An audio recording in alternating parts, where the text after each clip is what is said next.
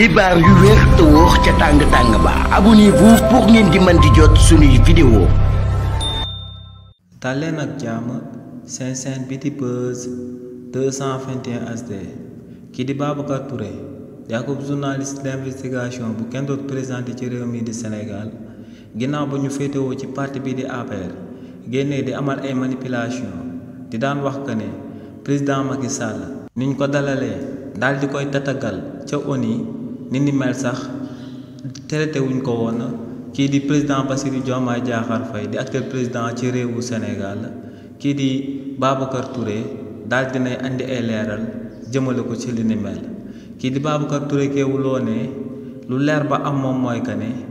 fi nga xam ne moom la son excellence président Bassirou Diomaye Diakhar Faye teewoon di fa daal di amal akub discours ne bërëb boobee kii di président Macky Sall mënu fa woon a daal di teg tànk ndax ne son excellence président Bassirou Diomaye Diakhar Faye ci assemblée générale bu Nations Unies la teewoon te ne foofee ku nekkut akub président de la république en exercice doo ko daal di teewee ne en réalité fu son excellence président Bassirou Diomaye Diakhar Faye nekkoon ak fu président Macky Sall nekkoon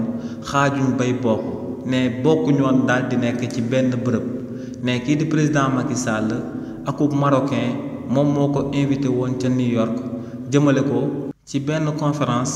buñ jagleloon partenariat public privé ne si li ni mel le ancien président de la république bii di président Macky Sall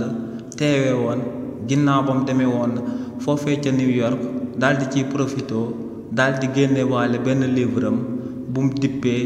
Afrique au cœur nee nag lu leer ba am moom mooy que ne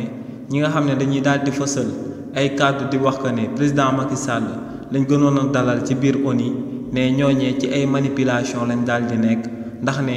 fu son excellence président Bassirou Diomaye Diakhar Faye nekkoon foofee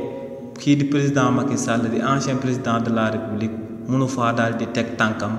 actuellement. xibaar yu wér te wóor ca tàng ba abonnez-vous pour ngeen di mën di jot suñuy vidéo.